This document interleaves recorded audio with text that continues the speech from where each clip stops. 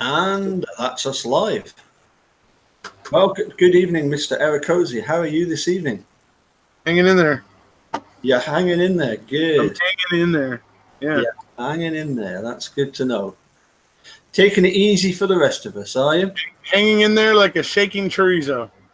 Well, yes. Yeah, I don't think too much about chorizo. That's it's funny, and the number of people that said to me that have asked, when is chorizo and egg part 3 coming out? And I've had to explain that. Well, unfortunately, it all got woofed down too quickly.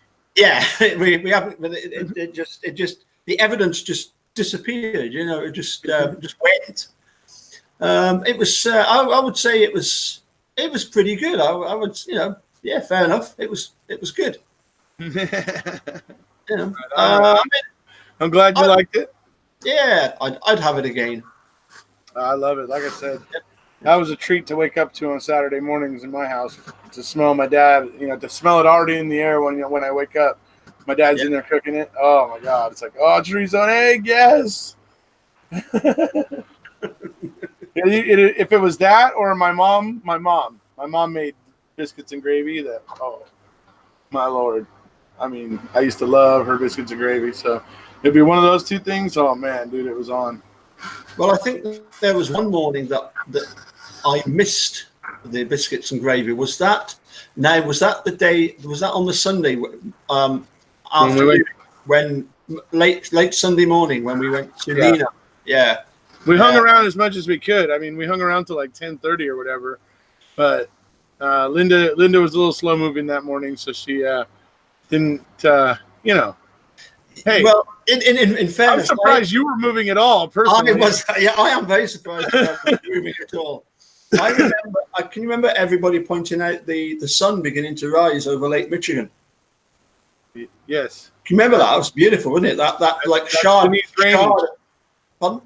That's Denise Rainey did that through a time lapse function on her camera. Yeah. But can you remember going outside to see it live, and then she left it on the time lapse on the camera.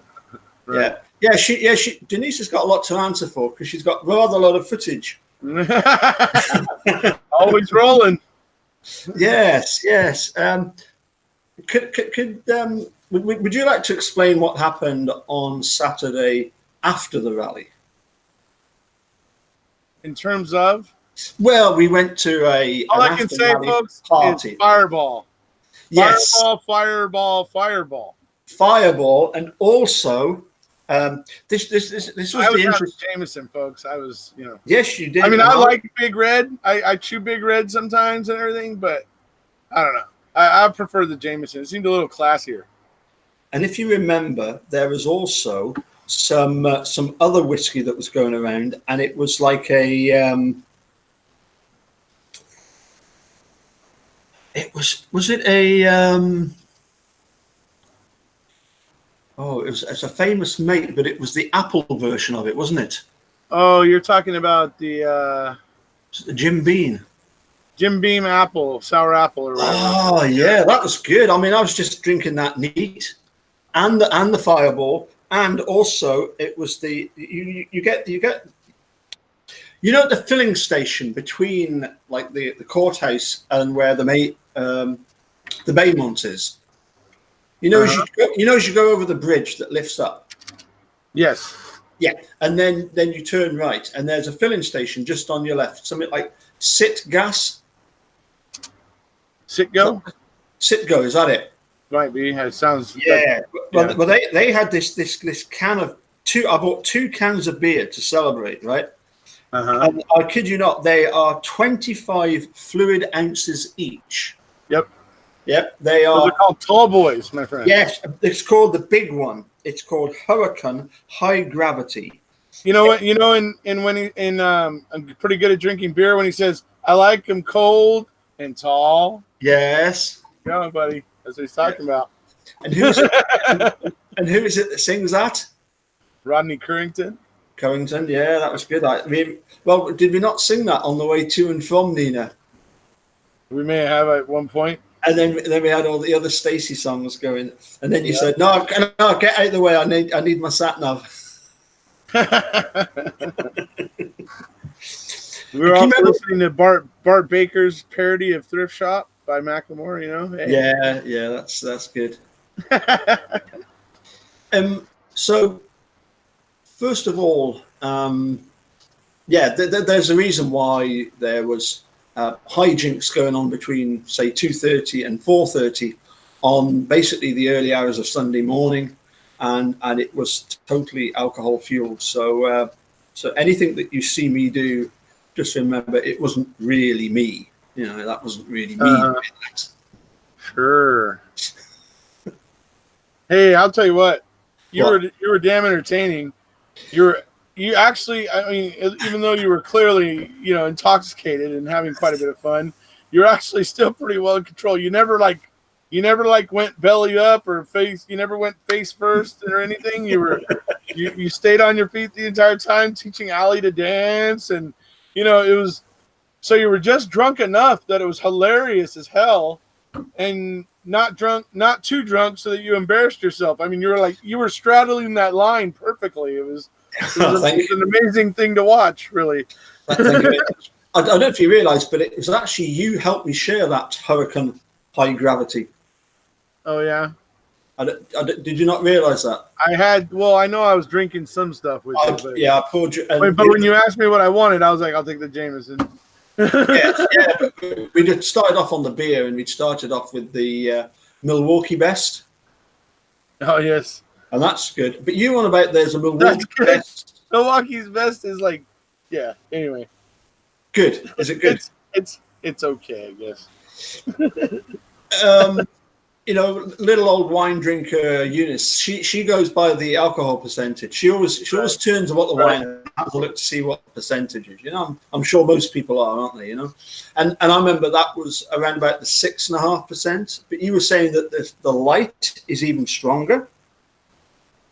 Oh no, the ice.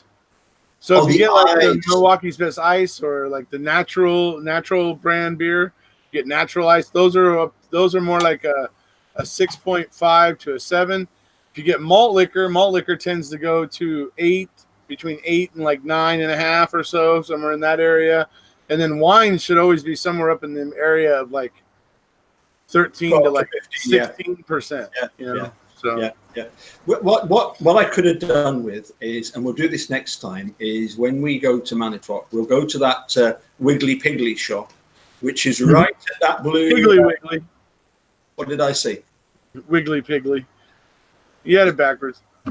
Did I? Oh, anyway, when we go to that shop, it's absolutely brilliant because if people haven't been to America before and realised that Wiggly Piggly, what you do is you go in and they've got this whole like alcohol section. Charlie Burns, set this guy straight. Oh my lord. Okay, go ahead. Sorry. It's like half the shop is taken up with the alcohol side of it, but there's one huge part of it which is like a walk-in refrigerator, isn't there?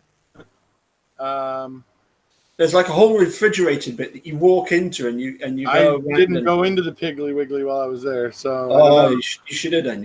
Yeah, well, that's what I'm saying. I could have done with your assistance there. So when you go to the Piggly Wiggly, the beer section's like in its own little refrigerated area. Hey, it makes sense to me, man. The Wisconsinites take their drinking pretty damn seriously. So, well, what struck me was that the petrol. 18 of the top drunkest states in America are in Wisconsin. I mean, so what does that tell you? Anyway, sorry. Go ahead. Yep. No. That's. I'm sure that Charlie Bones has pointed that out as well. But no, it was just the fact that the petrol. When we got to Chicago, I had to fill up the hire car because that was part of the deal. I had to fill mine up too. Yeah, and it was up to $3.30 a gallon. But in Manitowoc, that's where I put petrol in. I went to the Senex station in Michigan once, but in Manitowoc it was $2.70. Yeah, incredibly cheap. Yeah. But what struck me as being really expensive. Almost $4 here. Is it? Right. Oh, it's okay. Nasty. Yeah, that is. I wonder how they can justify that kind of a difference. Oh, dude, it's different all over the United States. It's different in every place. It's bizarre. It's the one thing that proves that the price of oil and stuff is just the most ridiculously just spurious kind of whatever that I don't believe there's any rhyme or reason to it. Why I don't understand why oil wouldn't be the same across the United States. We're all this pretty much the same, save the maybe occasional state tax here or there. Why should the price vary so drastically? It doesn't make sense, and so that's why I think price of oil may be a big thing where they just, I don't know. It's odd the way that the prices vary on it. It's strange. Right. Okay. So it was the petrol was very cheap in Wisconsin. The beer was really cheap. I mean that pint and a half was $1.25. I got 2 of those large cans for $2.50. Mm-hmm. You know, sounds about right. You know, so you can either get a gallon of petrol for $2.70, or I got 3 pints of rocket fuel for $2.50. Yeah, see, there you go. Priorities. But what struck me was the fact that the confectionery, you know, your sweets, I mean, Eunice has got quite a sweet tooth. She would have liked to have got some. She loves like the popcorn, you know, the proper. The caramel corn. Yeah, that kind of stuff. Ridiculously expensive. Yeah. And the now during the holidays here, you can buy big aluminum bins of it for it's ridiculously cheap, and during the holidays it's funny. Is it? All right. Because when we went to that one, that Wrigley Piggly, and we got the 2 pizzas. Yeah. It wasn't those pizzas are good. I actually did like those pizzas. But they weren't very big, were they? Normal size for an oven pizza. Yeah. But do you know they were? You got to make it where it'll fit in your oven. So yeah, but they were like $8.50. I mean, for the same thing here in Galashiels, even at the Asda, it's called a garlic chicken, and you get it for £2.50. And I couldn't understand why it was so expensive. And somebody said that apparently one of the things that they try and do in certainly in some states, obviously Wisconsin, is that they make the food that you buy at these shops very expensive to try and discourage people from buying food and eating in, and try and encourage them to go out to eat in restaurants. Have you heard about that one? I don't know. I don't know. Not really. No. I mean, that's one thing that people rely on, that they can eat. They can go to the store and eat at home for cheaper when money's tight and that sort of thing. So, yeah, what that person is saying seems kind of not really in line with reality, in my opinion. Okay. So I don't know, but maybe in some places, I don't know. Yep. You remember when we were in Melbourne? No, I'm just kidding. Yes, I do. Yeah. apparently, there's the waiter from that Melbourne restaurant is now working for Delta Air on the Green Bay to Minneapolis line. Oh yeah. Apparently, if you get on the plane and you're wanting a juice, he'll still ignore you. Is that true?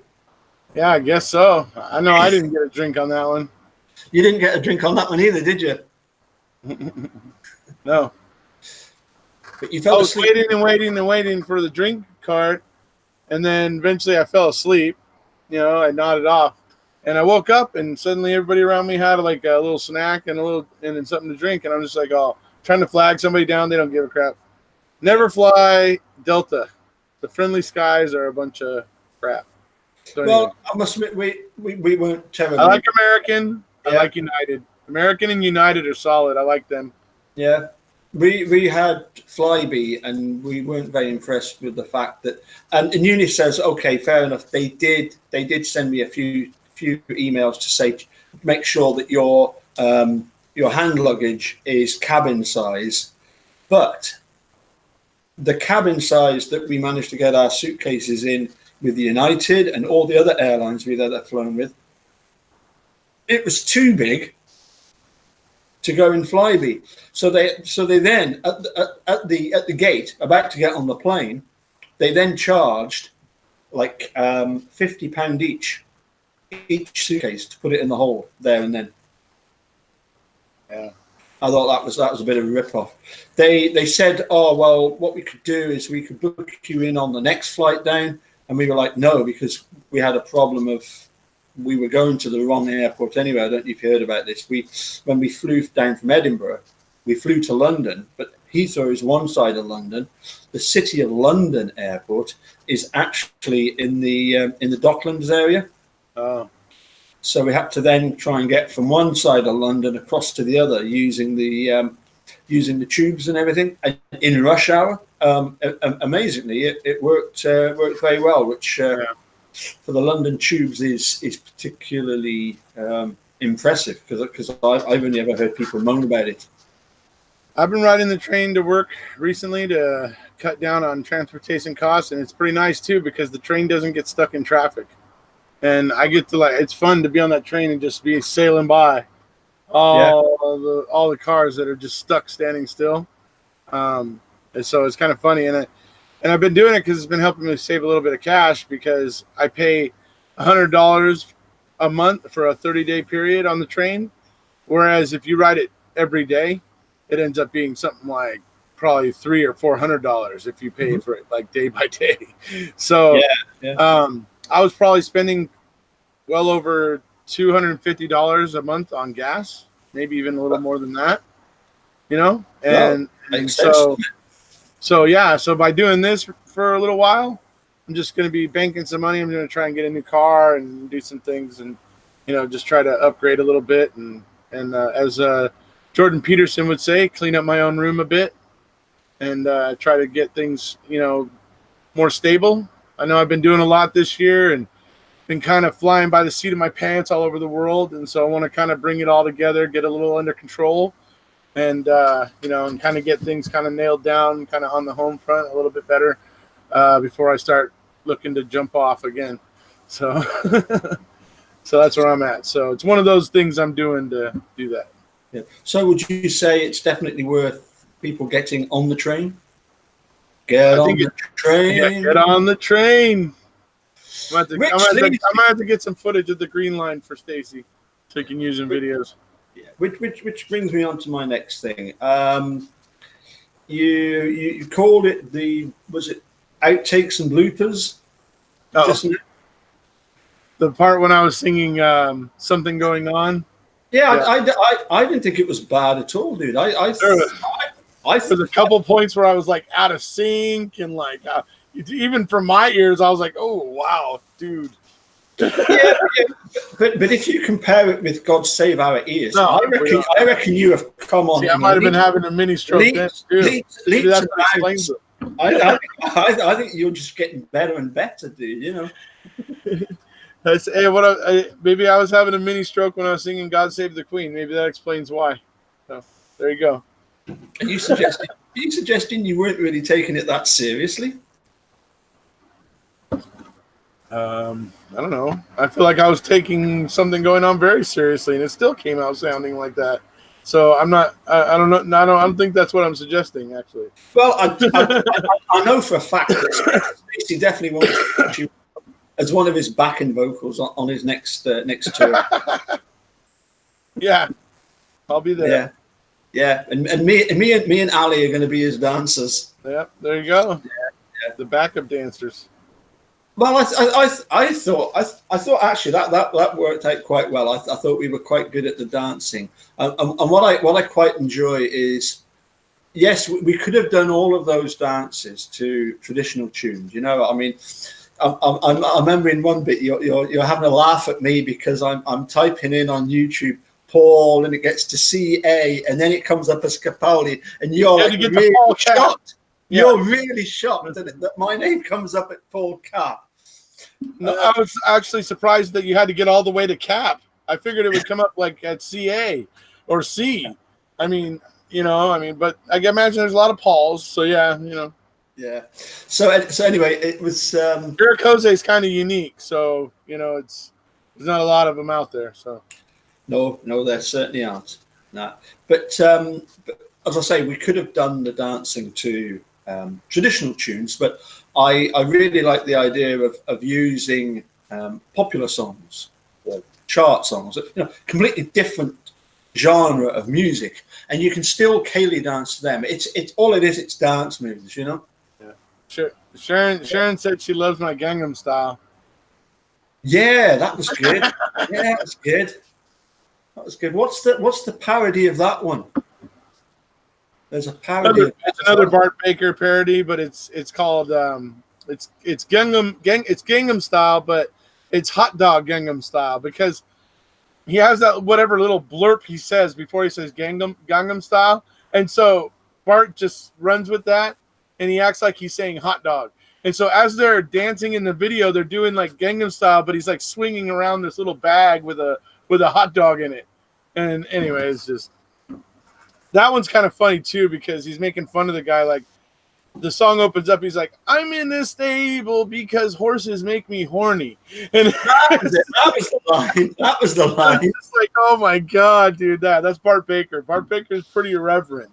He's not really afraid to go pretty far with his stuff, really. So okay, it's okay. We're after 11 o'clock, so we're past the watershed, and we're all adults on this channel, aren't we?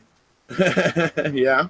I mean, I suppose the one thing that did make me cringe was in that video. I probably cursed mainly at you such a lot. It was unbelievable. I thought, yeah. Oh, well, look at that. I think, what on earth is Capaldi doing? You start to realize what you're like sometimes with me in chat. Sometimes you have that same way like that, but you're in chat, and it's just like it's like every minute cut until you're done, and then you get done, and it's like then it's done. And it's like, but you do that shit to me all the time.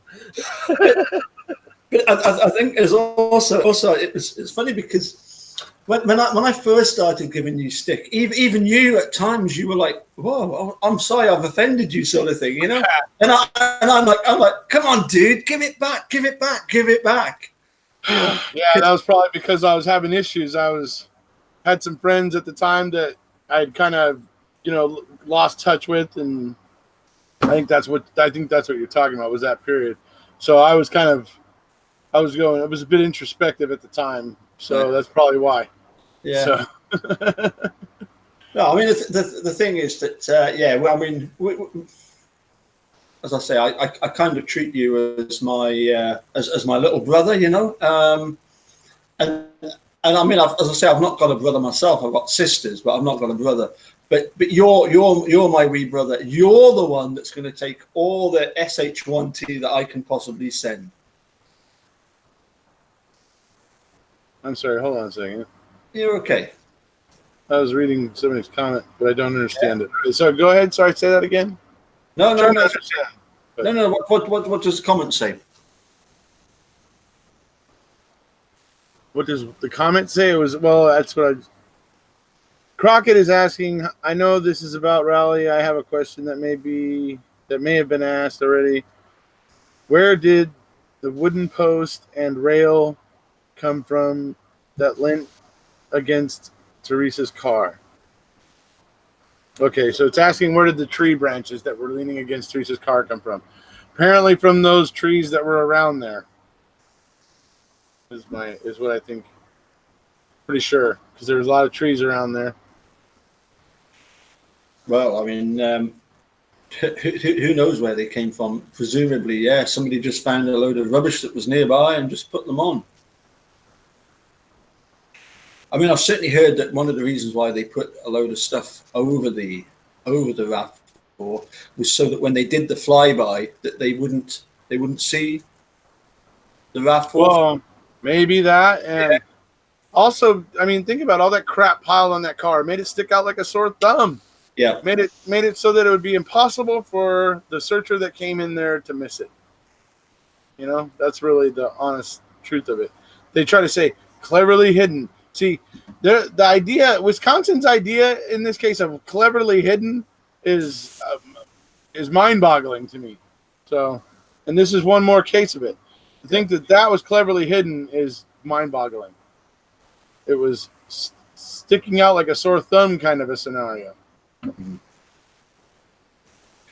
Okay, what I was saying earlier was the fact that basically, for me, you're like my wee brother, so therefore I give you as much SH1T as I possibly can. That's all I was saying.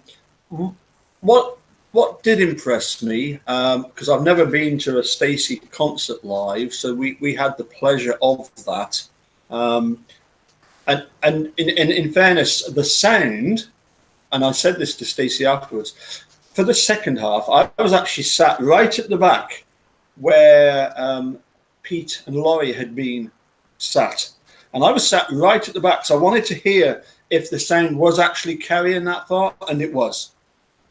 Mm-hmm. So although there are some people wanting to chat, everybody chats, but they think that nobody else can hear them, but they don't realize how loud they are, you know? Oh, it's hilarious. No, you know what? Jinxie was like, oh my God, I'm sorry.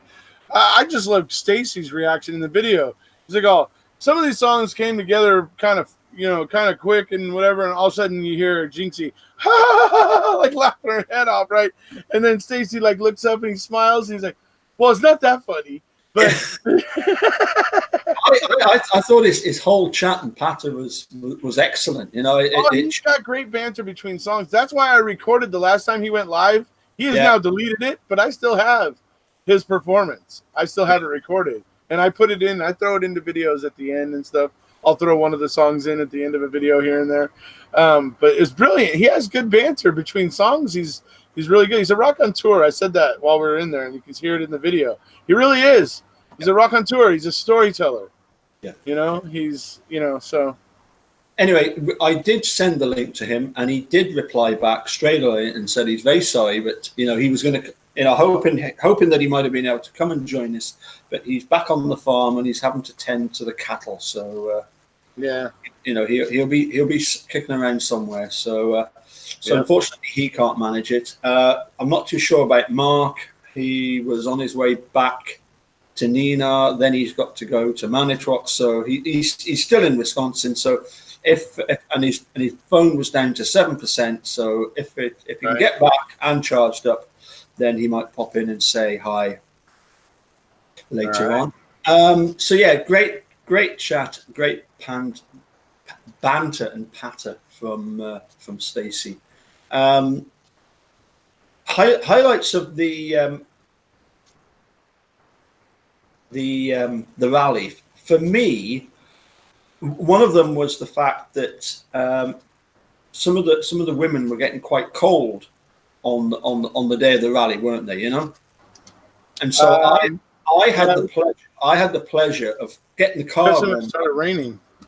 Yeah, so I got the pleasure of starting the car up, getting it warm, and then taking a couple of the famous ladies, all the way around the block. And then every time we went past the people at the rally, just blasting on the horns. There you go. The fix was in. Sorry? I said the fix was in. Anyways. How do you mean the fix was in? Never mind. It's a joke, dude. Never mind. We were providing the. Never mind. It's. You have to bear in mind that some of what you say, honestly, I've never heard before. Yeah. Yeah. Yeah. It's like you describe it as pig Latin. It's like that to me sometimes. You know, I just don't get it. There was certainly in the rally house. It was great to meet the people that I'd never met before. How much fun did we have making those banners? That was entertaining. That was, you know, Paul had to have a big idea to make one, and then I suddenly was stuck helping him finish it. That was fun. Well, you were hashtag work with KZ. Yeah. We did the two, didn't we? We did the hashtag work with KZ, and on the other side it said, "The world is watching."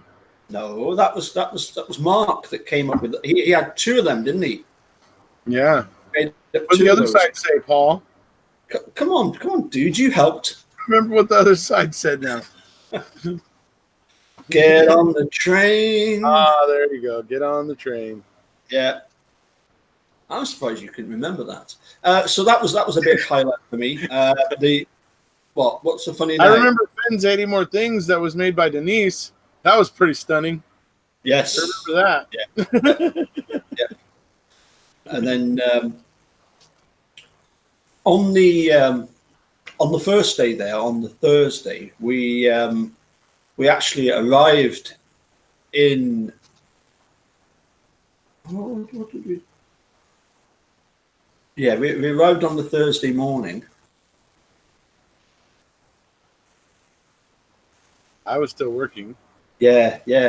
We went across to the Salvage Yard to get some T-shirts, and I just went in and just said, I was here to get some T-shirts, and Chuck said, I said, yeah, I'm sort of on message on Facebook with Carla. He said, she's here, I'll send her across. So she came across. Next thing you know, we're across with Dolores and her new puppy. Right. Yeah. That was. In fact, I'll tell you when it was. We went in and Tracy was doing a live video, actually from the yard. So that was right. There was a few other people there at the time. I can't remember all that was there, but yeah, that was really good. Going to Nina was very interesting because that whole scenario of what went on at Eagle Nation Cycles. Yep. Yes. Remember I sent you that link, didn't I, about the biker club? Is there not a perception that if you're in a biker club that you're some sort of, well, I'm going to use the term Hell's Angels, but and they developed a huge amount of notoriety, didn't they? Hell's Angels did, yes. Yeah. So therefore, from some of the local people in Nina, I can see how they kind of disapprove of that Eagle Nation Cycles shop. Did you notice the parking right outside Eagle Nation Cycle shop? Yeah, you've got the normal length parking for cars, but right outside the shop, there's about 8 of them, and they're just the right size to put a bike right angles to the curb. Can you imagine if they'd got like 8 or 10 bikers all parked up there? Right. Okay. Yeah. Yeah. So yeah, I can see how they would be looked upon a little bit like. If for example somebody was involved or ran a scrapyard, they're the sort of less desirable people, I can well see how some of these well-to-do people in Wisconsin, and there are you can see that Brad Schimel dismissed them in exactly that way in his letter to Kay. So yes, that's absolutely true. And it's terrible that you should judge a book by its cover. Michael Funk certainly wasn't part of any motorcycle gang or anything. He was just running Eagle Nation Cycles. He had an interest in bikes. He wasn't a gangster or any such thing as, all that. He was just a guy who, was in the Air Force during Vietnam. He wasn't actually in country. And after getting out of the service, came to Nina. He worked in a factory for a long time, but then eventually him and Steve started a bike shop and stuff. And so he really had no affiliation with any of the cycle clubs there, other than he was friends with people. But he really worked in the shop. The shop and bikes was his deal, not any other stuff. And so the fact that this all came down on him is just ridiculous and stupid and unfortunate. Yeah, I mean, certainly having met Steve Arato, I can tell that he's still fuming about what happened. Right. I could tell he's still really, really annoyed at that. And they all are. You should have been there with me on Friday and seen some of the people there. Some of Michael Funk's friends that have shown up and were talking to me. I mean, we're just very passionate because they are still very much pissed off about losing their friend. Yeah. And I can't say I blame them. Yeah. I mean, I sent you earlier today, I don't know if you noticed it, I put a "Who is this?" and I sent a picture of Harold Shipman. I'm sorry? You ever heard of Harold Shipman? I don't know. Maybe. No. No, I'm not sure. He is by far and away the worst serial killer we've ever had in the UK. Okay. Yeah. He was a doctor. Okay. Dr. Death, they called him. What he used to do was he used to persuade particularly elderly patients of his to alter their wills to include him, and then he would basically kill them off, inject them with stuff and kill them off. He actually got convicted of 15 murders, but they reckon there could have been as many as 250. Right. And although I think the 15 that he got caught out with, the youngest of which was like a 48-year-old, they reckon that as a doctor, there's a strong possibility that they'll say it could have been down to like kids as young as 4. So it just struck me that we judge people far too easily by what they do, what they look like, Right. and I just feel that people in Manitowoc, yeah, they don't like that making a murderer showed the world. Literally the world now is, as you say, is watching, seeing what they've done there in Manitowoc, and they just don't like it. And they're not buying the nothing to see here, line. They're not buying it. No. But for me, I'm getting the sense that it wasn't to do with the money. It was purely the fact that even the accusation of something that they've done wrong, that they're going to sort of what's the word you use? It's sort of circle the wagons or something. They're going to close ranks. Close ranks, circle the wagons. The Brotherhood of the Badge. Where they all start clicking together, elbow and elbow. There's a lot of different kind of phrases for it, but it basically means putting yourself preparing yourself and putting yourself in a defensive position, essentially. Yeah. Anyway, getting back to Jerry Butenside, he described sort of the ones at fault here as being like the vampires that want to hide from the light. Hiding from the light, yeah. And the light on them is, for me, it's shining ever brighter, because I don't know about you, but since coming back, I mean, it's only been a week now, less than a week since I've been back, and already I've met more and more people who have come up to me. The guy that lives opposite came over the other day and said, "Paul, who was it that you were away to see in America?" I said, well, it was a rally in support of Stephen Avery and Brendan Dassey. He said, oh, right, that's his, his son and daughter-in-law, or daughter and son-in-law, that have recently watched the case and are interested in it. And I've always said that, eventually, it'd be good if you get them in to have a chat with you at some point. Yeah. Well, I've actually got a couple of pupils in mind that have got a huge interest in it, and at some point in the future. But in particular, my nephew, his fiance, him and his fiance are across from New Zealand, and his fiance is really into all of the wrongful conviction stuff. She's looked quite closely into both the Adnan Syed case, which I don't think you've actually. That's serial. I haven't been able to look into that case as much as I would like to have.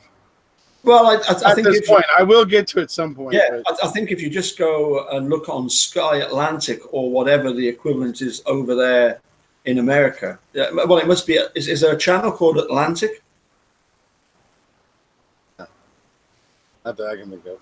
Okay, well, the TV series is called simply The Case Against Adnan. There's something on HBO. I just got to figure out how to get my hands on it. And also, she was on about the West Memphis 3. Yes. Is that something that Travis was involved with? No, yes, West Memphis. No, I'm sorry. West Memphis 3 is, yes, that Travis was very interested in that when that was going on. And not exactly how, I don't know how closely involved he was, but he was definitely following it closely. And I think he might have been involved here and there. Yeah. But yeah, that's another one that I actually don't know everything about it. Like, I actually still need to watch West of Memphis, which is the big documentary about that case. Right. Okay. I still have to watch Ken Burns' documentary about the Central Park 5. So that's available for $2.99 on YouTube. If you're willing to pay YouTube $2.99, you can purchase it. But the thing is, what is it called? When They See Us? No, When They See Us is on Netflix. Yes. Ken Burns did a documentary on the Central Park 5 back in like 2000, from like 2010 to 2013, around when they had their case going and they got their compensation from the state of New York and everything. When all that was going on, Ken Burns was doing a documentary about them back then. Ken Burns and his daughter. His daughter was also a big part of it. Okay. In the case of the Memphis, is it West Memphis 3? Yes. Yes. West of Memphis is the West Memphis 3, correct? Yes. What the fiance was telling me, and I didn't know this, was that Peter Jackson, who has shown a huge interest in Making a Murderer, was very much instrumental in looking at the West Memphis 3 case. He may be. I know. Yeah. No, he's apparently close with Nye Ryder and Drizzen. Right. He has a very, very strong interest in the wrongful convictions of youth. Yeah. And getting the system to kind of pull its head out of its arse and get it right, as Robert Milan would say. And well, he was really good. I remember watching him a couple of times, and we were very, very, very, very impressed with him, and particularly the fact that they had these conviction integrity units, didn't they? Yes. I think everywhere should have those. It will at least begin to catch some of these wrongful convictions before they run way out of control and the compensation runs into the millions. We'll hopefully be able to head some of those off so we don't end up bankrupting our criminal justice systems before we're able to fix them. Yeah. So, yes, they're a huge part of helping to smooth the transition of the changes that need to be made. I think they're going to be a very huge and integral part. Who's the who was the band leader that was particularly interested in the West Memphis 3? You're talking about the Dixie Chicks? Is that what it is? Right, and so who is the actual leader of that? The lead singer? Did you hear Travis? Up on stage? I don't remember the Dixie Chicks' names. I don't know their names. I just know they're the Dixie Chicks. Yeah. Sorry, I wasn't a fan. Well, and I kind of like some of their songs, but I wasn't a fan. And I wasn't into wrongful convictions back then either. So Travis is going to kill me when he watches this, by the way. He's going to be pissed.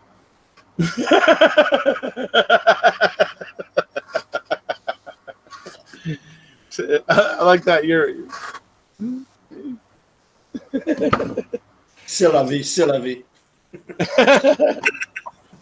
No, but I mean, I know something about the case. I know it's a sham, but yeah. Were they kind of jumped on board once they were released, exonerated, or were they sort of on board earlier on? Earlier on, I believe. I don't know. You're asking. You have Travis on. Ask him about West Memphis 3 because it's something he really cares about. He's yeah. Okay. Well, it's just a thought. So Yeah, absolutely. I must have a chat with him again soon sometime. But Scott Davis, what's the latest with Scott Davis? he recently had his lawyer was arguing for him in the 11th Circuit Court, which is federal appeals court in Georgia, and they're trying to argue that their constitutional rights were violated by evidence being destroyed, and they're trying to get a hearing again in the district court. They're hoping that the federal court will order the district court to allow a hearing so that they can bring in their affidavits proving that there was 2 interrogation tapes, that the state has been lying, the DA's office has been lying for all this time, claiming that there wasn't. So there's a lot of things kind of going, but it's all coming down to violations of constitutional violations, basically, by the state. And if they hold, that's the type of stuff that can get Scott a new trial. And we already know that the jury was out for a long time on this one because of all the circumstantial evidence. A lot of people thought the jury was going to hang. But in the final hours, they came out and they came up with a guilty verdict. But I have a feeling if this was to get retried now, as much doubt as there was then, that will only be amplified now. Well, and people will find out that Megan knew he'd been shot in the head while his body burned in a fire. People are going to see that, and they're going to be like, okay. And they're going to be less convinced that Scott did it.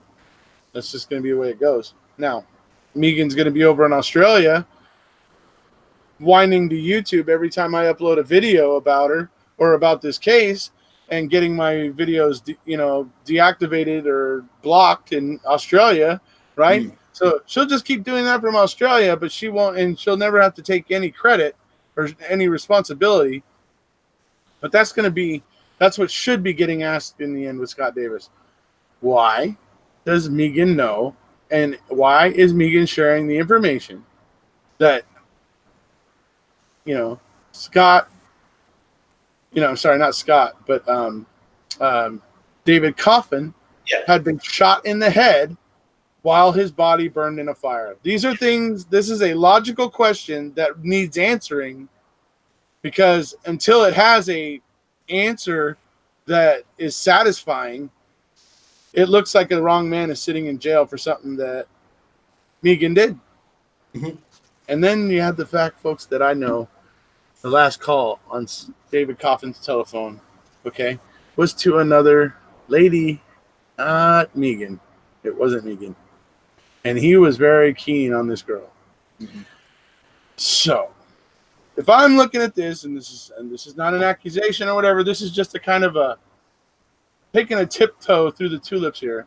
When I'm looking at this, I'm seeing the possibility that Megan was hitching her wagon to David Coffin, hoping he was going to be the guy to keep her in her lifestyle that she felt like she wanted and was accustomed to, all the finer things.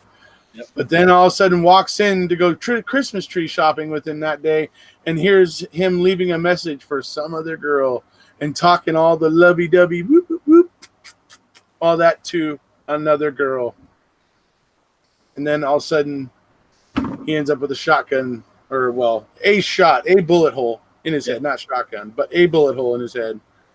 The house ends up burning, and Megan's outside of the burning house telling people that David's been shot in the head. There's a logical problem here, but I believe she came in, heard him leaving a message for the other girl, rage, and David Coffin ended up dead. Mm-hmm. That's what that's the most plausible scenario in this. And it explains how somebody could have had the knowledge of David being shot while his house burned, and he was in it. Mm-hmm. So that's Scott Davis. I think what was also interesting was what happened to that Porsche car of David's that suffered fire damage. It was clear somebody had simply poured petrol on the outside of it and set splash it and dash. Well, yeah, they call it a splash and dash, which means it wasn't set with a timer. No. And for Scott to have been able to have done it, it would have had to have been set with a timer. So it was clearly a splash and dash. And to do a splash and dash, you got to be there. You have to be there at that point in time, at that location. And problem is, Scott only has a tiny, tiny, tiny little window between where two coworkers didn't see him at work during lunch or whatever. Tiny, tiny little window of time. He does not have enough time to get there, splash and dash the Porsche, and get back to work in order to be seen by the two coworkers that confirm him being there. So it's impossible that he did it. And that's where the prosecution just said, oh, well, he had an accomplice. Do you have any proof of this accomplice? Do you have any proof that this accomplice exists? Then quit just throwing it out there like it's a plausible freaking thing until you have some kind of proof that one exists. But that's what we deal with in this stuff, folks. You know, this is a completely circumstantial case. They worked so hard to make the circumstantial evidence work when all they had to do was look at Megan and go, why does she know that he was shot in the head while the house burned? Yeah. It's the reason why they thought Scott was guilty, because he said, look, man, I didn't shoot the guy. And they didn't know he'd been shot yet. But when he tried to explain to them that it was passed to him by Megan, and it's now been thoroughly vetted out, it's been thoroughly vetted out. This information came from Megan. There's no denying it. There is no denying it. And yet Scott still sits in jail for a crime that Megan knew happened. Whether she committed it, whether she had maybe somebody else commit it, I don't know what, but she knew. She has information that nobody bothered to extract from her. Yep. And I'm pretty sure an innocent man is sitting in jail for it. Well, at the very least, they certainly didn't prove the case against him. And this is what we need. We need. You know, if you're going to lock somebody up for the rest of their life, you know, you need to start off. I think sometimes with the process of how can we eliminate that person from our investigation rather than how can we bring that person into our investigation just because we, you know. It's interesting. Fen has joined in by saying that, haha, Erekose, you're going to get Paul's video banned now. and I would just like to point out that just in Australia, you know. Yeah, when we were going to Australia, it was actually one of the things that concerned you somewhat, wasn't it? Was the fact that if you're going to Australia, and that's where Megan is, you know, do you want to expand any further than that? I was just thinking, might she possibly be able to bring the fuzz down on me at the point where I step on home soil? Right? I was actually just like, I was kind of just wondering, you know, wonder what options she'll have if I'm actually there and on Australian soil. So, and nothing came of it. So, you know. But just imagine if you had have been arrested at the Marvel Stadium for the banner, you know, and then she got to hear about it and she got to add another charge on top of the. Right. You could still be on Australia, pal. Oh my God, that was hilarious. Oh dear. The thing that made me laugh was the fact that I was coming back from the bar and I think you and Stacey were on juice, and he'd already sent me to get the 4 pies. You remember the 4 pies that he sent me to get? Yeah. You know, the 4 and 20 pies. But then I decided to go back and get 2 more beers each. Yeah, but that was right after you had taken forever to take the snapshots that we were telling you to take. Yes. You were like deliberately fumbling. Then you woke up a baby and made a baby cry. And then you ran. Terrible, You ran away as soon as you made the baby cry. So me and Stacey are sitting there trying to roll up the thing, and that's, you know, I know you saw those guys walking towards us as you were running away, you little freaking. No, what it was, I as I was coming back from the bar, and I'm coming through the entrance bit, and there's this security guy, you know, and then I look up, and you're with 2 more security guy. So I'm thinking, which way do I go now? Do I go back where I'm sat, or do I head elsewhere? Yeah, right. I ain't got nothing to do with those 2 guys. I don't think it was ever going to be an issue because it was not what they're particularly concerned about. Is anything was advertisement or racially charged? Yes, yeah, to do with Aborigine. Yeah.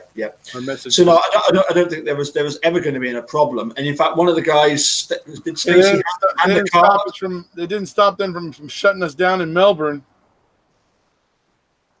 You mean outside? Yeah. Yeah, well, Convention Center was uptight. Yeah. Well.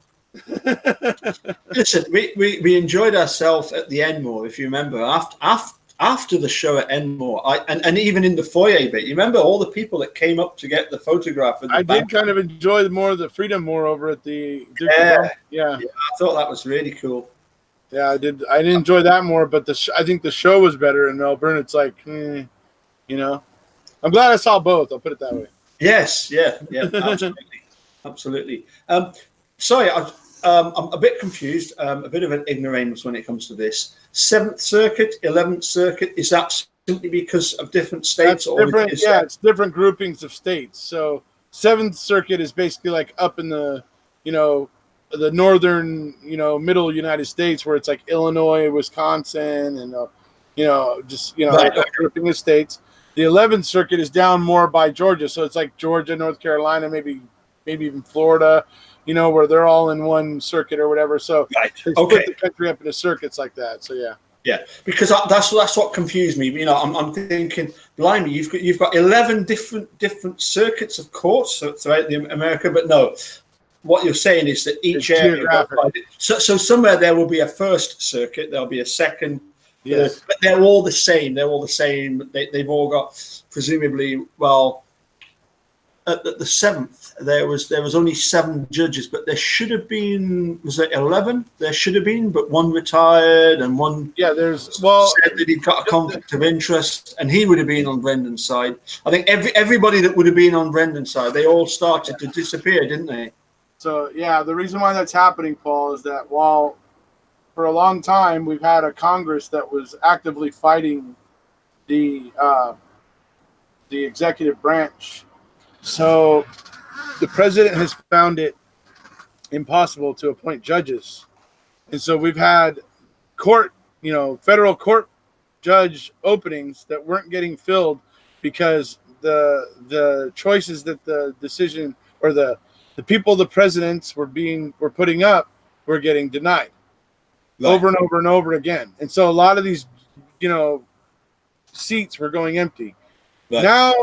Right now, we have a Republican president with a Republican Congress. And so now they're all talking the same language. And so they are now filling all of these seats that have been empty for a long time and being obstructed from getting refilled in a way that would have been fair. Now they're all just getting filled with the current presidents. I mean, literally. I mean, all these spaces are now getting filled up that have been vacant for years, and they're getting filled up now by one person. It's sad. It's really sad. It's the state of politics, though. Nobody seems to care about what's good for the country. They only care about what's good for themselves. And I say that for everybody. I am not picking on any particular party at all. If you think that you were exempt from my comment, if you think I was exempt from my comment, you're wrong. No, you're absolutely right. I mean, to a certain extent, we are all to blame for the system that we've got. I mean, I do think that you'll enjoy listening to and watching particularly the introduction to Oprah Winfrey's hour-long chat with the Central Park Five. I think it rings very true. Where basically what she was saying was that yes, okay, Linda Fairstein. Fairstein, right? Deserves huge criticism. Let's not beat around the bush here. Yeah. If she thought she was doing it to help the victim, how does it help the victim to wrongfully convict 5 people? How I don't get that. It's I mean I'll give you an example. when I was at school, it was a very, very strict school. And I remember one time, after assembly, we weren't supposed to make a load of noise.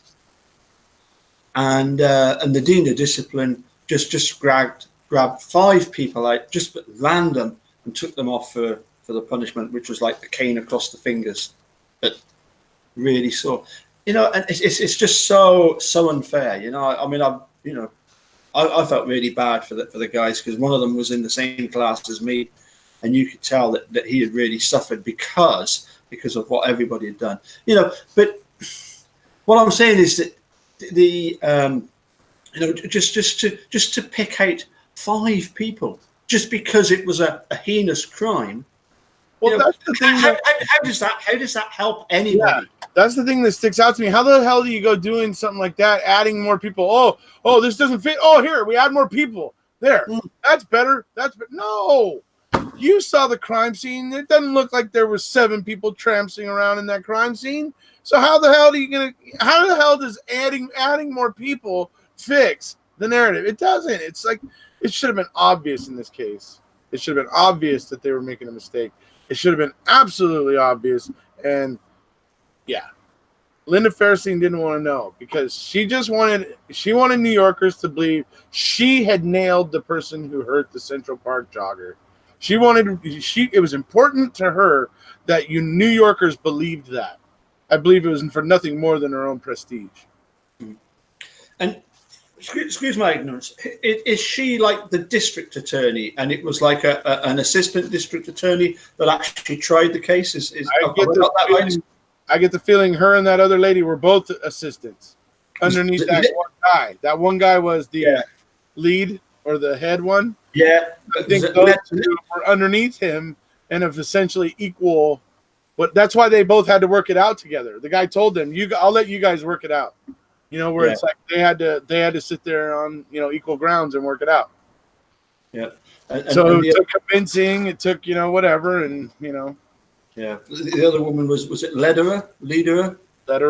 Yeah. Lederer, yeah. And it looks like she has never gotten involved in another case like that ever again, and she is now a law professor, and it appears her record, I mean, it would seem that she learned something getting involved with this case. Whether she spoke out at the time or not, it seems like she at the time had some feelings about it, and I guess maybe took steps to make sure she was never involved with another such case in her career, because they're not there. She's had a pretty good career since that. No, it's funny how you mentioned that, and it just reminded me of who was the prosecutor in the Devontae Sanford case? What was her name? Kim Worthy. One of the 2.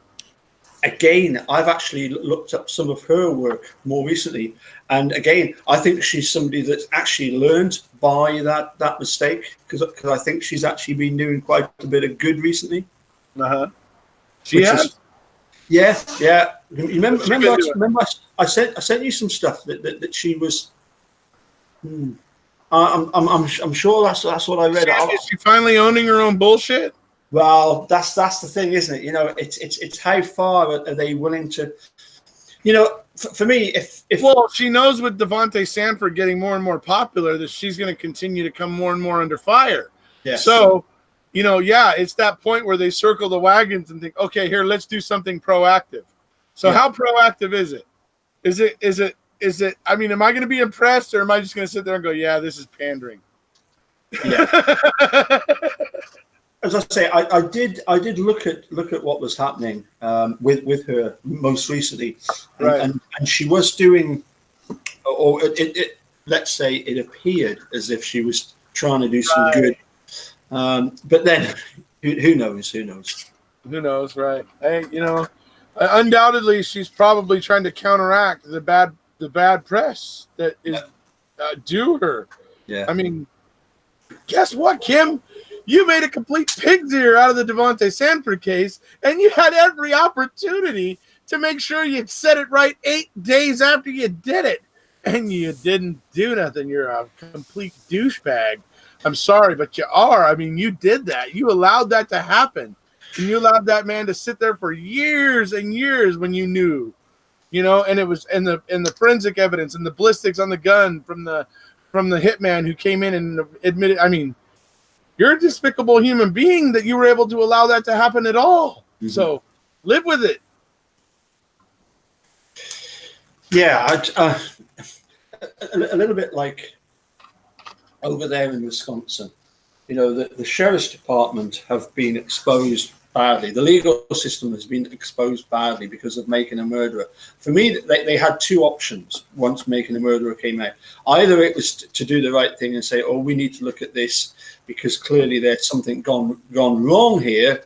Not that it went wrong, it was deliberate, but they could have either said, we need to look at this, we need to take this seriously.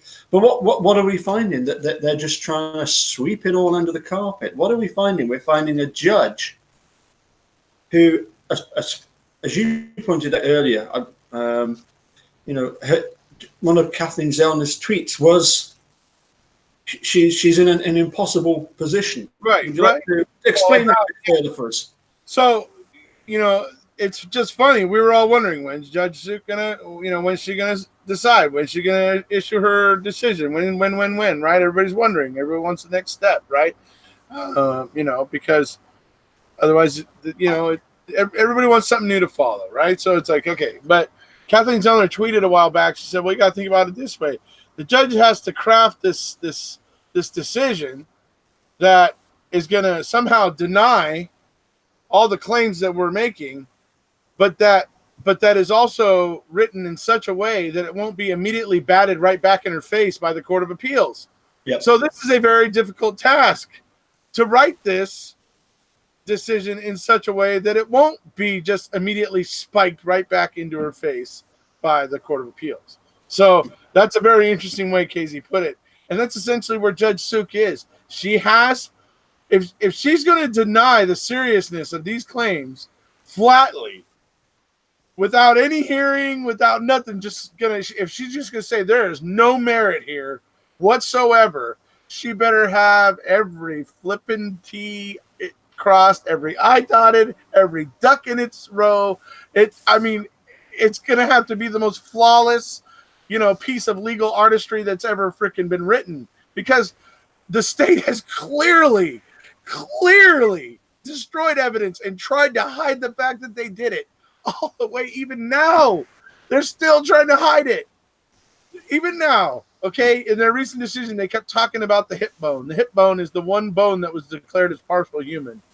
We're more worried about the other 6 or 7 bones that KZ wanted to test that were determined by your forensic anthropologist to be human bones. Not partial or possible human, but human bones. See, and they just wanted to stick to talking about the one partial human bone in their briefs and stuff, right? So it's like, to this day, they're still trying to hide it. So, yeah, Judge Suk's got her work cut out for her, and that's probably why she needs more time. Why do you think that Uyghur and Fallon and Garn suddenly got together to decide, first of all, why so many of them needed to get together, to hand back these cremains that were only possible human when they did, which was, I believe, October of 2011,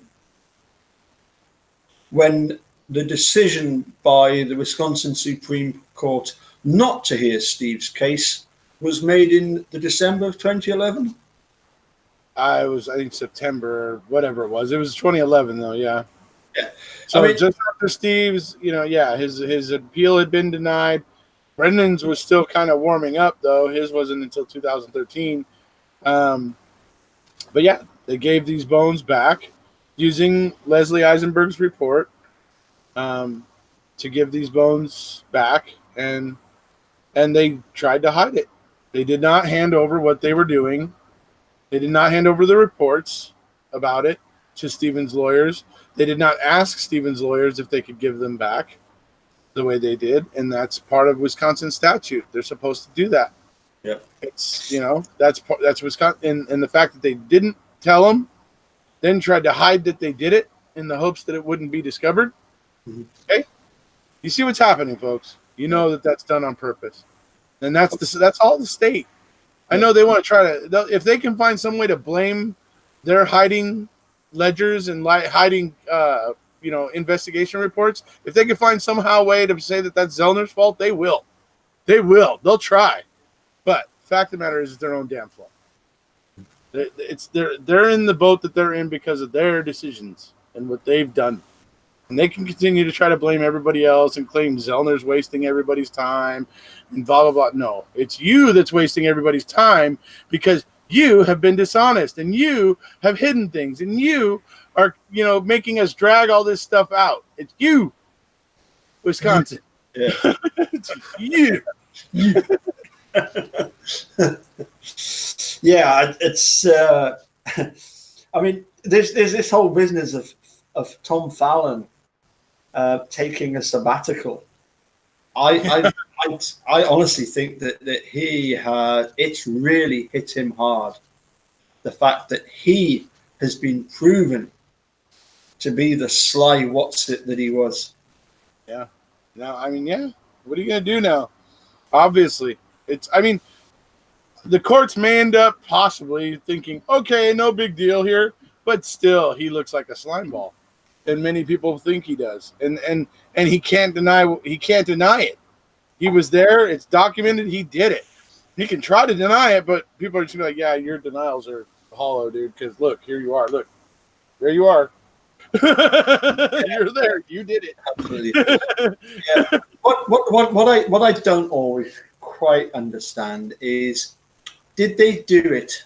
Or did they do all this stuff because they felt that the end justified the means? In other words, do they seriously, absolutely 100% think, well, Stephen, Avery, and Brendan are guilty of it, therefore sometimes we've got to cut corners, sometimes we've got to bend the rules a bit. Yeah, maybe that coupled with a little bit of they never figured anybody would care this much. Those two things together. But you actually think that I don't believe they ever thought this much attention would ever come their way. I suppose what I'm really saying is how much of a conspiracy theory do you think there is out there? I mean, how much of this is, as I said, the end justifying the means? We've got the right guy. It's just that we didn't get him the right way. Oh, well, okay. Is it deliberate? Yeah. That may be what they think, but yeah, okay. What I'm asking is, do you? I know it's difficult. But I think it's not so much of a conspiracy as everybody thinks. I think there's a few people who were driving the narrative, that were driving the planting, or driving the whatever it was, that the narrative that they wanted to come out. There was just a few guys that were dropping things here and there to support the narrative that was being come up with. So I think there's just a very, very few, minimal number of people involved with the actual dropping and planting of evidence. The rest of everybody else, I think, was just reacting to it. And maybe even some of them thought it looked fishy and odd and may have had questions about it. But they wouldn't have been inclined to ask. They wouldn't have been inclined to actually vocalize their questions. They would have just followed whatever the evidence they were finding, and they would have gone along with the general, the chain of command was setting down whatever, what they thought was going on. And so I'm sure everybody just clicked into line with that, and nobody asked any questions. I suppose one of the questions that somebody it was an interesting question. It was the keyboard player in the gig that I did a few months back, and he said he'd watched Making a Murderer, but he wondered why Ken Kratz, who was from a different county, nothing to do with Manitowoc, he was Calumet, why would he go to the extent of doing what he did to ensure that both Steve and Brendan were convicted? Well, when you see how much the DOJ was involved in this case, you can maybe start to understand the kind of pressure that was happening here. Yeah. Because Peg Lautenschlager, the former Attorney General, who is the head of the DOJ, basically the head of the DOJ, she had basically signed off and whitewashed everything that had happened to Stephen Avery in 1985. She just whitewashed it and said nobody did anything wrong. It was a breakdown in communication. No. Yeah. The communication was there, and Colburn received it. So well so that he remembered it for 8 years. And literally the day after Stephen Avery gets exonerated, he writes a statement about it. So, yeah. I mean, for me, it's there. And so, like I said, that's why the DOJ was getting involved here, because obviously the whole Avery thing had the potential of turning into a black eye because of the wrongful conviction. And so I think they had a vested interest in it. They wanted to see Stephen be guilty. They wanted to re-villainize him. That worked in their favor. Sure, I totally agree. For me, it sort of touches on something that we mentioned, that we had a little bit of chat about just before your premiere, I think, wasn't it? Or was it in between? To do with the fact that, and I'll keep going on about this. Well worth watching. Not just you, dude, but everybody watched the Oprah Winfrey hour-long chat with the victims. The Central Park 5 victims there, and she talks about the fact that whilst, yes, in this case Linda Fairstein is the one that's being vilified, in our case it's to do with Ken Kratz and all those cronies. Mm-hmm. As much as we should vilify them, it's the system that's let everything down.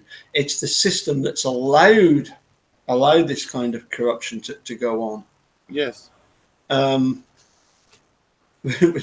lot of people think that to be up on crime, that it's okay to let our law enforcement get away with things. And that's not true. Okay? That's not true. If they're not able to get them the right way, then there's a reason probably why. Now, yes, are some criminals pretty smart and are able to evade capture? Yes, for a while, yes, but ultimately they're going to get caught, and it's better to have it done the right way. It's better to do it the way that you're supposed to do it. Certainly, if you're one of the cops that resorts to coercing a mentally challenged 14 to 16-year-old, look, you've eaten too many donuts. You need to just get the hell out. You're too lazy and you don't want to do your job. That's all that means. Yeah. So yeah, I don't know how much of it was script or how much of it was genuine. But when that one policeman says, "Is it snowing? Because it feels like Christmas." It feels like Christmas, right? Yeah. I mean, that's what it's like, right? Like taking candy from a baby, right? To use that analogy, it's the most apt. That's what it's like. Coercing kids like that. Anyway, I've kept you long enough. And, I do need to get going, so. Sorry? But I said I do need to get going, but it's been fun. It has, indeed.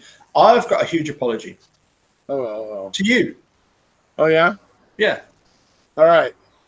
Because all this time that I've known you, you've always said, I don't drink coffee. You don't drink? I don't. Okay, no, No. Having been in Manitowoc, I can see why. The coffee there is awful. if it's as bad on Crunch Island, is coffee not a big thing in America? It is. Yeah, I mean, you go to the Starbucks to get the really, really, really fancy stuff, but generally at home it's instant coffee. You put the little Folgers crystals in the little thing, and and water and the hot water, and boom, coffee. So it's just black coffee. It's not no bells or whistles to it, really. Doesn't have to be Folgers. It could be like, what is it, the Colombian coffee or whatever it is. With the guy with the donkey, I forget his name. Anyway, I don't know. There's a few different brands, but Sanka. Right. Okay. It's just that the first morning that we woke up in Manitowoc and we had the coffee machine in the room, and it was like a coffee bag that you put in like a filter system, you know. It's like a cup. Oh, it was so weak. And I actually put two in the next time to try and do a coffee, and it was just as weak. And I mean, here, I mean, I drink instant coffee all the time, and it's just the Nescafe, but it's the Alta Rico, as they call it. It's quite a strong. Yeah. You know, when you come across, I'll have to do you not a fancy coffee. It doesn't have to be any espresso, you know, fancy grinding beans and all that carry on. You know, it's just an instant coffee, but it's a nice. I just don't drink coffee because I don't like it. It's bitter. It's bitter, and like the taste of it sticks with you for a while. So that's why I don't like it. Okay. So anyway, that's my apology. I can understand why you're not a big fan of coffee, because, as I say, it was pretty awful over there, and that would be my, in effect. To be honest, it's the only thing that we came back from, America, and we realized that it's not everywhere. You know, it's not like everywhere we wouldn't,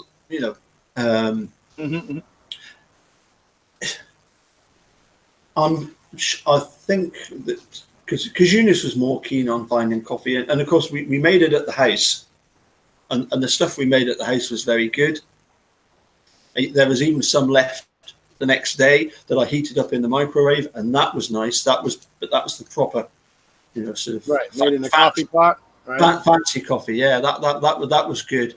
But it was interesting, wasn't it? That the very first thing that we mentioned to Stacy about it was the coffee, and that was the first thing he wanted to do, was find somewhere where he could get a decent coffee.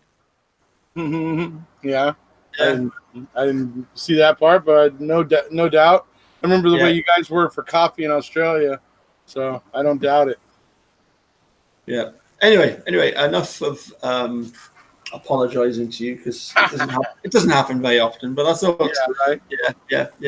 So anyway, okay, just to wrap up, I would say that. I was.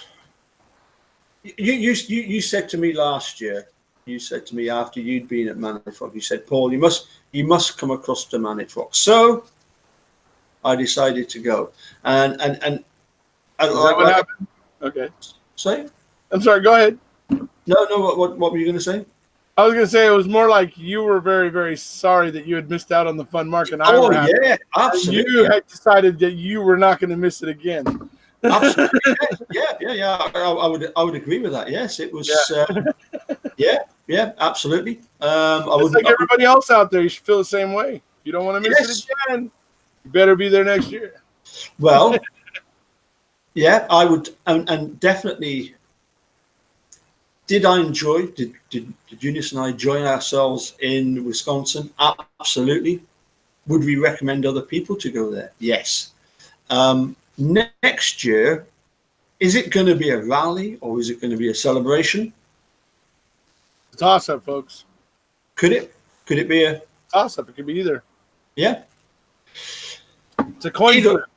Either way, I think that although it's been suggested that it's going to be the second weekend in June, I think it's also been suggested by one or two people that it could be put back to July, which would be far better for some people.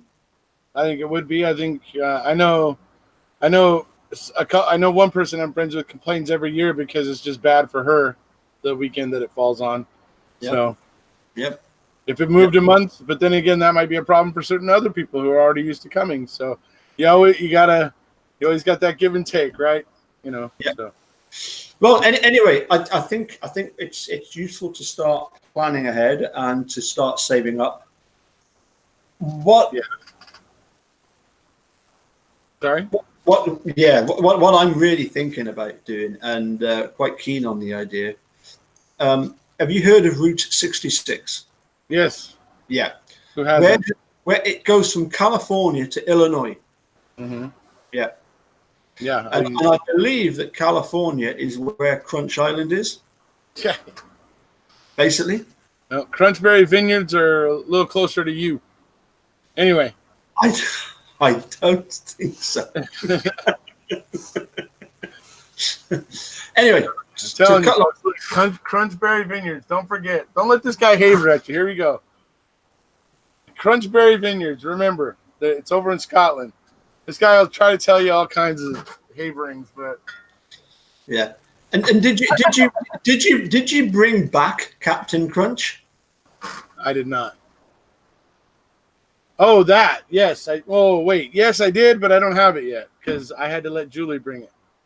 Ah, right. Excellent. I'm glad about that. No, well, sorry, to cut a long story short, basically what we've got to really think about and get some of this sort of planned out in advance is how cool would it be that if we have either a rally, a justice rally or a celebration rally, and it's in July, that we start off 2 weeks earlier in California, do Route 66, Chicago, and then go to the rally.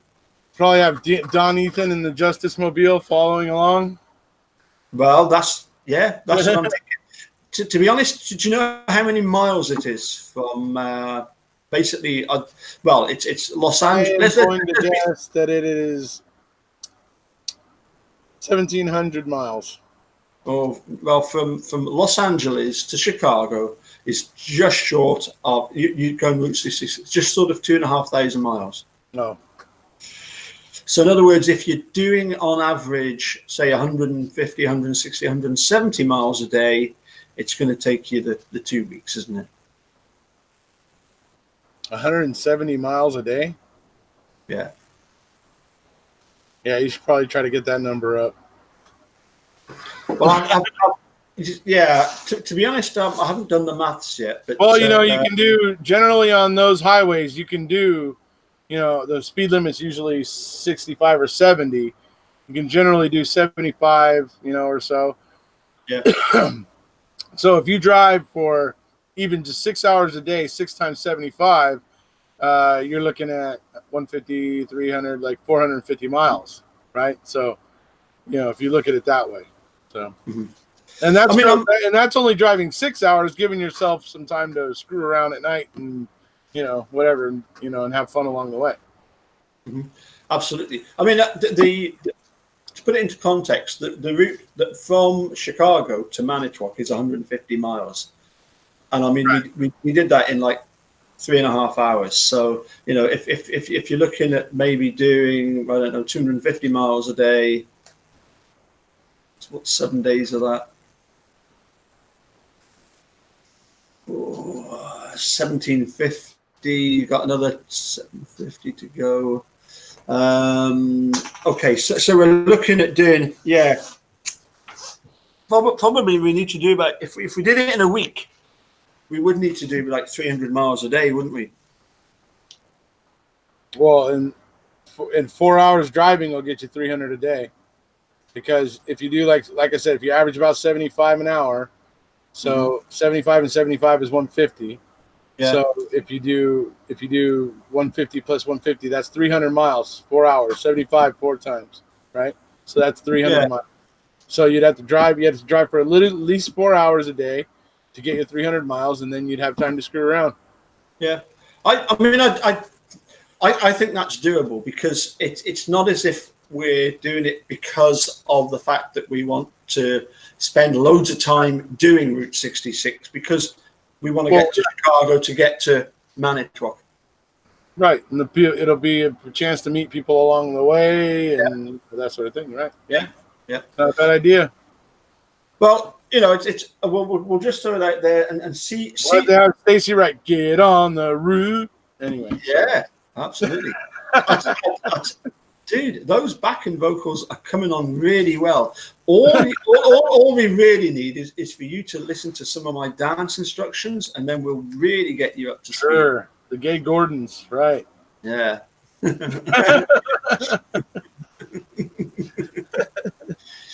Yes. Okay.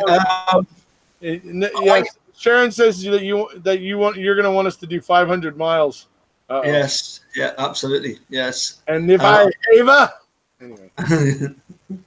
If I get drunk, I never get drunk, do I? Yeah. Yeah. Okay. Yeah, you know. Anyway. Yeah, I like that T1. Get on the route. I think when you left Allie behind during that one dance, oh yes.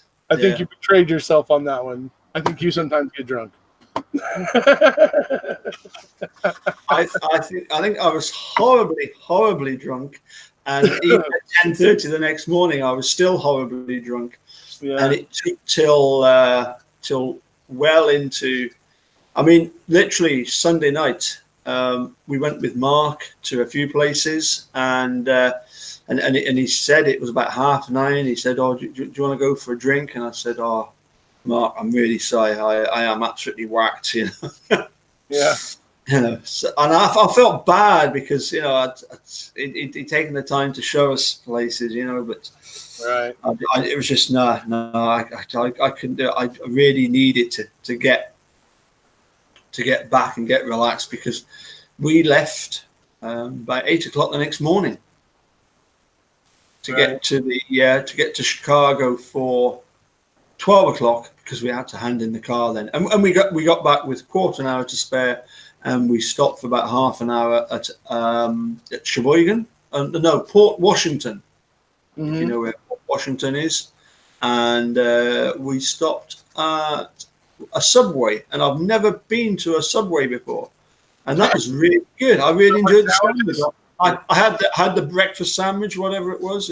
Breakfast sandwich? Oh, I've never had one of the breakfast sandwiches. No, it was really weird. They had like Jersey Mike's, man. I love going there. I love going to Jersey Mike's. It's another like submarine sandwich place, but for me it's better because they you'll see them slice the capricorn, the prosciutto, the ham, the turkey, or whatever. You'll see them. They slice it on the meat slicer right in front of you and throw it onto your sandwich. And then, it's just brilliant. So good. Jersey Mike's. But Subway's good too. When I try to eat healthy at work, I try to head for like Subway or something like that and get like turkey or something like that because, I get tired of eating like burgers or whatever it is, that's out there every day. So when I eventually want to eat something healthy, I go for Subway or Jersey Mike's. Oh, well, I mean, if you want a real delicacy, might I suggest chorizo and eggs? Yeah, there you go. And yes, I would just like to point out, I'm just going to move the screen slightly so that you can see. These were the two paintings by Linda. Yep. And you remember I posed the question, there were three new things on the wall there. I don't know if you can see behind the ribbon there. That's all my change in dollars from the trip. $4. That's my change. That's what was left over. Yeah, it's like me. I still have my Australian coins, my stack of Australian coins here. and your little koala bear? Yeah, I got that too. And I got the little coin from Sydney Opera House. Commemorative coin. Yeah. Where's the big flag? The big banner. The banner is not going back up. Where's it going? What's going to go back up in the banner's place is this, which was given to me by Penelope Muldoon. This is an Australian flag with a kangaroo on it with boxing gloves. And so this is going to be going up in the place of the banner. The banner, I have a little bit different idea for what we're going to be doing with that. We're gonna be roaming around and taking some pictures in front of some interesting places with it, I think, and see how much generation it might, or how much attention it might generate or get. So it's gonna be more mobile for a while. So we're not putting the banner back up immediately because that asshole in Scotland didn't want to hang it up in his studio. So I would have loved to, but we were really struggling, as you know, for room. I mean, it was a real struggle to get everything in. So I apologize for that. All right, so that's what we're gonna do. That's the idea there. I'm thinking about taking it down to the Sunset Strip You know, that'd be good. Yeah, maybe like hold it up in front of the whiskey, the Roxy. You know, maybe hit there's the famous strip club down there. What's it called? Anyway, maybe I don't know. I've never been. just try to hit like some of the iconic places. Dude. I've never been to strip. What do you think? You may not have been, but on the Sunset Strip, certain things are. Oh, the little place where you get the hot dogs in the train car. Oh, dude, we got to totally take a picture with it there. There's these iconic spots on the Sunset Strip, mostly tied to music in a lot of ways, usually, and stuff like that. There's guitars that are like they're like statues, and like it'll have a band name on it or an artist name on the guitar and stuff. So there's like these little points. So I'm thinking we'll take it down there one day. We'll take it down by the beach, you know, or maybe up in Malibu, or just get some cool stuff, you know, iconic or whatever, and see how much generation or like how much attention it generates, or how much people start coming over and asking about it and going, hey, what's that? And I start telling them, oh yeah, well, we had this thing in Australia, took it to Manitowoc recently, blah blah blah. If anybody's watched Making a Murderer, they might want to take a picture with it. So yeah. We'll have to see. So, where is the headquarters of YouTube? It's here in California, I think. Yeah, and where's Netflix headquarters? Same, I think. I don't know for sure. I just think. Well, I know you're on Crunch Island, but I was given to believe that it's pretty close to California. Anyways, yeah. I liked your comment when I sent you that picture of the shirt that I saw, and immediately thought of you. Yeah. Go on, tell everybody what the shirt was. What would I say? LOL, fuck off. What? Pardon? Which shirt? I showed you. I sent you a picture of a shirt. shirt. The one with the world on it, right? Yeah. Yeah, and I said, "Ha ha, fuck off," right? No, I was just. You're asking what I said. No, I was asking you to say what was the shirt. What was the shirt of? Because it's a shirt that has the globe basically all around it, folks, and he's poking fun at me. No. You said it was a really cool shirt. I agree with you. I agree with you. You know. First, I told you to fuck off, and then I said it was a cool shirt. Yes, those are true statements. We're always telling one another to F off. Anyway, Sharon suggests that yes, I could have just stuck the flag inside my jacket. Your jacket, yeah. My jacket, yeah. Your jerket, yeah. Jacket. I'm sure you spend a lot of time doing that too. Anyways, woo! Oh, damn, that was cold. It was. That was below the belt. All right. Well, it's been fun, buddy. Yeah. It's always a pleasure. Too bad Bart have joined us here. Oh, well. It was, yeah. Never mind. We got to line it up with that guy for this weekend or something, man. Yeah, we'll get him lined up and find out what the latest on Steve is. And, I mean, yeah, also be nice to get in touch with, get Stacey on just every now and again, just to see what he's up to. Yeah. But there again, not to worry. Yeah, thanks very much for having a wee chat, and thank you to everybody for joining in. I've actually, believe it or not, I've actually figured out that I can do like this split screen whereby I can watch myself on Hangouts, but have the comments come up, so I'm not being put off by the YouTube being so far behind. It's brilliant. Windows is amazing, isn't it? Well. I wouldn't know. I'm just sort of finding out slowly how these things work. You know. You don't know how your screen is split. You just know it is, and you love it, right? There you go. Well, I'm just glad that YouTube hasn't crashed on me for the third time, because I honestly thought it was crashing because of me, but it would appear that possibly not. Nope. Sometimes they just have issues like everybody else. One final thing. I thought that that was another thing. Sorry, two things. Oh Christ. You know we were on about the fact that you had your videos blocked, some of them in Australia. Mm-hmm. Oh, sorry, hold on a sec. Somebody's just posted Lords, Australia, England, cricket, Australia to win. On Tuesday is the big game, England versus Australia at cricket. What you've got to remember there, Crockett, England are very good at what we call bounce back ability. You watch them go on Tuesday. You watch them go. The Aussies for sandpaper in their underwear.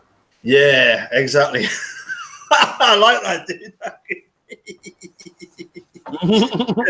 So, I forgot what I was going to say then. One of them was the fact that I'll get onto this one. Sorry, you said about your video being blocked by Megan. Right. Can you remember why I got one of mine blocked? Because you were playing copyrighted music, I think, wasn't it? Yeah, but which track in particular? Can you remember? I don't know. Which one? I don't remember. Eagles. Was it Eagles? It was the Eagles, and it was blocked in Australia. What? No, mine got blocked in just everywhere. Oh, everywhere. Okay, Yeah, it just got. I think it just got blocked everywhere. I can't remember if it was specifically. It might have been just Australia that mine was blocked in, but it was for the life in the fast lane. Then it was just getting blocked because it had so many copyright infringements. It just got. Yeah, I was just going daft with the just playing track after track after track after track. Yeah. But what I was thinking was that for your backing vocals, I thought that a good one to start off with would be this one. I reckon you could do the most important part in this particular song. Okay, so here we go. Take out the papers and the trash.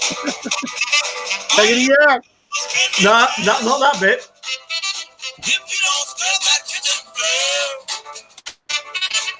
You ain't gonna rock and roll no more. just finish. You missed it. You missed it. You missed it. Right. You've got to do the don't talk back. You ready? You ready? No. Come on, do that again. Do it again. Come on, get it right. You ain't gonna rock and roll no more. Don't talk bad. All right, there you go. There we go. Keep working on that one, okay? Okay, buddy. You promised me. I don't know. I'm not gonna get any promises, buddy, but we'll see. I really gotta go though, so we'll see you, buddy. If you haven't already, please hit subscribe for this havering madman, and we'll see you guys. Yeah, take care, dude. Listen, dude. Take it easy for the rest of us, will you? Well, maybe. Okay, please. Okay, cheerio.